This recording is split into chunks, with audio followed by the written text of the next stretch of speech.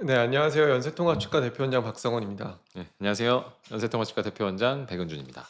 네, 원장님 오늘은 저희가 이제 치과 마취에 대해서 한번 알아보는 시간을 좀 가져볼 텐데 네. 치과 마취라고 하면 재밌는 이미지가 하나 있어서 먼저 좀 준비를 해봤어요. 음. 그래서 예전에 이제 시시푸스라는 드라마에 나왔던 네. 장면인데 주인공을 위협할 때 쓰는 이 주사 장비가 사실은 치과 맞아요.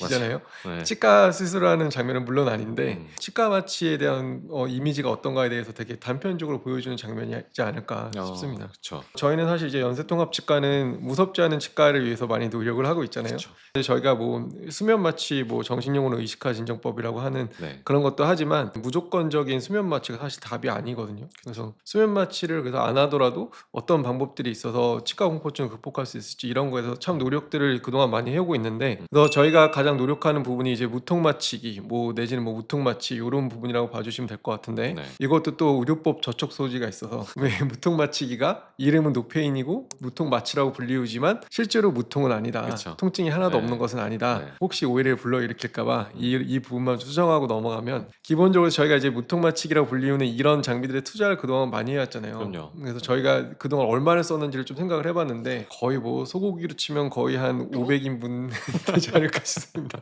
네. 그래서 저희가 다 써보고 이때까지 다 써보고 뭐가 좋았는지 네. 각 장비들의 특징은 뭐였는지 맞아요. 이런 것들에서 한번 리뷰해보는 시간을 가져볼까 합니다. 네. 좋습니다. 그럼 이제 먼저 도포 마취에 대해서 먼저 알아볼 텐데요. 주사가 자입되는 게 이제 연조직 잇몸에다가 넣잖아요. 거기에서 도포 마취를 해서 감각을 조금 떨어뜨려 놓으면 아무래도 주사를 맞을 때 훨씬 덜 아프니까 거기에 대해서 조금 집중을 하는 편이고, 이게 사실 그렇게 큰 게 번거롭지 않은 과정인데 환자들의 만족도하고 많이 이어지는 경우들이 많아서, 네. 특히 저희 병원에 오시면 뭐 주사 공포증 있고 막 네, 이러시는 분들 많죠. 많잖아요. 그래서 그런 분들이 용기를 냈을 때 도와드릴 수 있는 방법 중에 하나가 아닐까, 그렇게 봐주시면 될 것 같습니다. 성분은 거의 리도카인이 많이 쓰이는 것 같고요. 그 아. 리도카인이 이제 몇 퍼센트 쓰느냐, 부가적인 재료가 리도카인 외에 뭐가 들어가느냐 이런 거에 따라 달라질 수 있다고 하는데, 꼭 저희가 이런 얘기하면 상품명 물어보시는 분들이 꼭 계시잖아요. 이거는 영업 비밀이라. 네. 그래서 이제 무통마취기에 대해서 드디어 이제 설명을 한번 드려볼까 하는데, 무통마취기가 크게 두 가지 타입이 있잖아요. 네. 근데 이제 기본적으로 무통마취기는 사실 타입이랑 상관없이 기본적인 원리는 똑같은 것 같아요. 그래서 일정 속도를 조절을 해서 천천히 들어가게 되면 네. 그게 이제 통증 경감하고도 연관이 되기 때문에, 음. 사람이 직접 저희가 이제 쏘는 거하고 네. 실제로 기계를 이용해서 슈팅을 하는 거하고는 전혀 다르죠. 다르거든요. 뭐 술자마다 또 다르고 네. 이런데 어떤 원장님은 아프게 하고 어떤 원장님은 덜 아프게 하고 이렇게 되면 사실 그것만큼 또 경영적으로나 진료적으로 곤란한 일이 없다고 그쵸. 생각하거든요. 그래서 이런 주사에 관련된 어떤 술식에서 표준화시킬 수 있다는 장점이 또 굉장히 무통마취기의 큰 장점이 아닐까 합니다. 근데 이제 먼저 설명드릴 거는 건타입이고, 그래서 건타입의 가장 큰 장점은 사실은 저는 아스피레이션이 된다라고 그 맞아요. 점이라고 생각을 네. 하는데, 그러니까 이제 혈액에 직접 주사했을 때 어떤 그 리스크를 좀 피할 수 있다는 점인데, 뭐 사실 이거는 환자분이 직접 느낄 수 있는 부분은 아니지만, 그래서 그런 부분이 가장 큰 장점인 것 같고, 가장 큰 단점은 무통마취기가 천천히 들어간다고 말씀을 드렸잖아요. 그러니까 이게 굉장히 좀 오랜 시간 동안 잡고 있어야 한단 말이죠. 근데 이거 자체가 무게가 아주 무거운 건 아니지만 그 시간 내내 저희는 가만히 들고 있어야 되거든요. 맞아요. 그러니까 이게 손목에 쉽지 무리가 않죠. 생각보다 좀 많이 가기 때문에, 이 점 때문에 결과적으로 저희는 좀 쓰고 있지 않다라고 봐주시면 될 것 같습니다. 자, 두 번째 타입은 완드 타입이라 그래서 일종의 마법사의 지팡이 같은 거 아니겠어요? 맞아요. 해리포터 지팡이 또 예. 완드라고 하죠. 그래서 네. 어떻게 보면 건 타입의 단점을 완벽하게 보완했다고 봐주시면 될 것 같은데, 이 완드 타입이 워낙 얇고 가볍게 나오니까 일정 시간 동안 계속 유지하기에 손목에 전혀 무리가 맞아요. 없으니까 네. 이 부분이 가장 큰 장점인 것 같고요. 그래서 저희가 사실 그래서 이거는 쓰신 지 굉장히 오래됐고 안에서 스타일이 조금 바뀌었는데, 네. 예전 타입이 있고 최신 타입이 있는데, 사실 최신 타입은 약간 텐스라고 해서 뭐 약간 턱관절 질환이나 네. 이런 것까지 같이 볼 수 있게 나와 있는데, 참 개인적인 생각입니다만 이제 목적에 맞게끔 아주 단순화시켜 놓는 이전 버전의 기기가 저는 개인적으로는 훨씬 더 효과적이지 않을까 싶습니다. 구간이 명간 뭐 네. 약간 이런 느낌에 봐주시면 될 것 같습니다.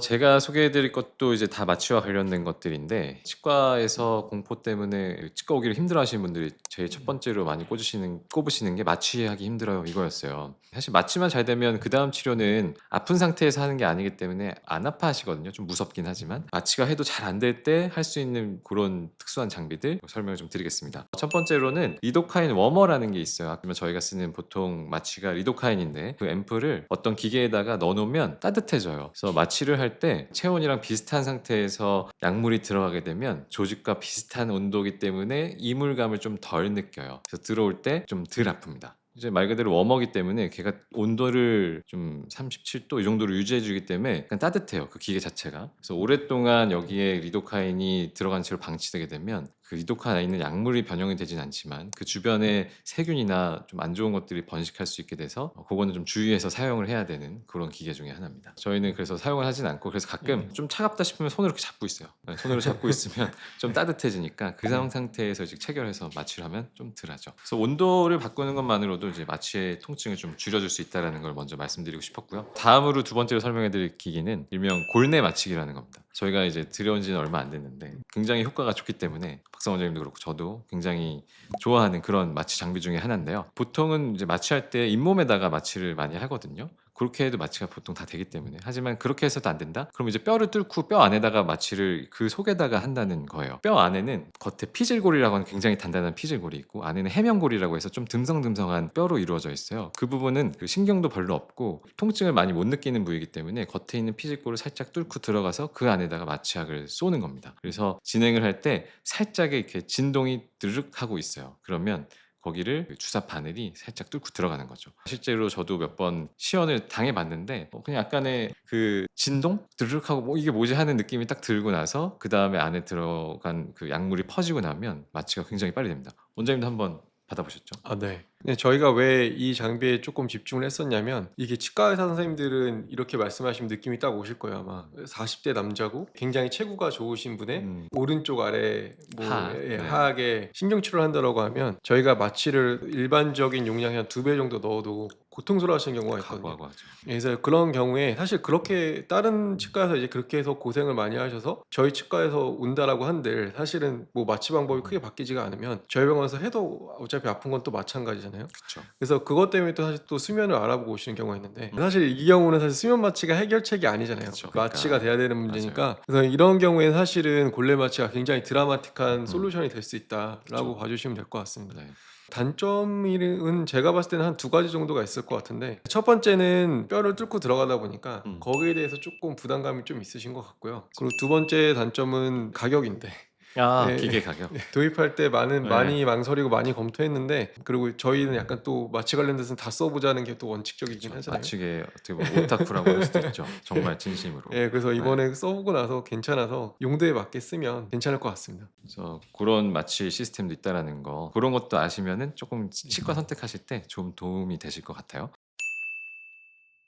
그 마지막으로 제가 설명을 드리고 싶은 거는 그냥 치과 자체가 불안하고 공포의 대상이신 분들이 있어요. 그 공포나 마취 통증이나 이런 거를 줄여줄 수 있는 끝판왕은 저희가 많이 하고 있는 그 의식화 진정법가 아닐까 생각을 합니다. 수면 마취라고 해서 우리가 아까 말씀드린 그런 국소 마취를 안 하는 거는 아닙니다. 무조건 수면 마취를 하더라도 국소 마취는 선행이 되고 그 다음에 치과 치료가 진행이 돼야 되는데 일단은 저희는 국소 마취를 수면에 들어간 이후에 마취를 하기 때문에 환자분들은 어떻게 보면 나중에 그 마취한 거를 기억을 잘 못하세요. 네. 뭔가 이렇게 들어오는 것 같은데 기억 잘 안 나요? 아니면 마취했어요? 자기는 마취 안 하고 있는 줄 알았어요. 이런 식으로 말씀하신 분들도 꽤 있으세요. 그런 것들이 어떻게 보면 수면과 마취의 통증을 줄여줄 수 있는 것들이 아주 좋은 케미를 이루고 있다고 보입니다. 네. 어찌 보면 수면을 들어가게 되면 얼마만큼을 해서 어떤 효과를 볼 건지 안전하게 할지 이런 거는 어떻게 보면 저희한테 맡겨주시면 그쵸. 되거든요. 네, 저희가 집중하는 부분은 오히려 꼭 이거를 수면 마취를 해야 되는 케이스인가, 음. 수면 마취를 안 하고는 방법이 없는가 이런 것들에 대해서 생각보다 좀 집중을 하게 되는 것 같아요. 꼭 수면 마취가 아니더라도 마취 방법을 바꾸거나 주사 방법을 바꾸거나 다른 방법은 충분히 있을 수 있거든요. 그쵸. 그리고 저희가 이렇게 보면 10번을 내원해야 된다라고 하면 10번을 다 수면을 하기보다는 수면 횟수를 최소한을 줄이려고 많이 노력을 하잖아요. 맞아요. 나머지 내원에서도 수면을 하지 않는 순간에도 통증을 조금 경감시켜 드려야 되니까 그러한 면에서 마취를 많이 집중하게 되는 것 같고 다양한 방법들을 좀 응용하게 되는 것 같습니다. 저희가 치과 처음에 이제 오픈하면서 연세통화 치과에 무섭지 않은 치과를 위한 노력은 계속됩니다. 이 얘기를 처음부터 계속 했어요. 근데 그 노력은 지금도 계속되고 있는 것 같습니다. 굉장히 노력한다고 하면 조금 부담스러우니까 뭔가 100%다 해결해 줘야 될 것 같으니까 점진적으로 노력하고 있는 걸로. 맞아요. 네, 이처럼 치과가 무섭지 않은 곳이 되기 위한 저희의 노력은 계속되니까요. 앞으로도 잘 지켜봐 주시고 오늘 영상 시청해 주셔서 정말 감사드립니다. 네, 감사합니다.